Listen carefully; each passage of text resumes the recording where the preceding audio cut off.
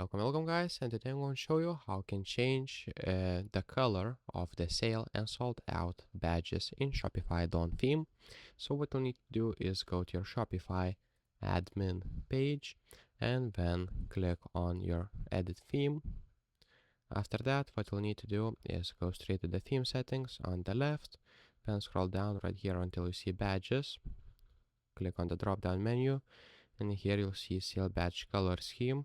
So basically you will need to choose the color scheme, or you can make a custom one right here in colors and adding by new scheme. So you can select background. So let's say for the sold out, let's select red one, and text the white, and then click save. After that we go back to the badges. We will see the sold out badge color scheme, select scheme 8, and then you will be good to go. So if this video was helpful, please make sure to subscribe to Guide to Everything, comment down below for the algorithm, and see you in the next one.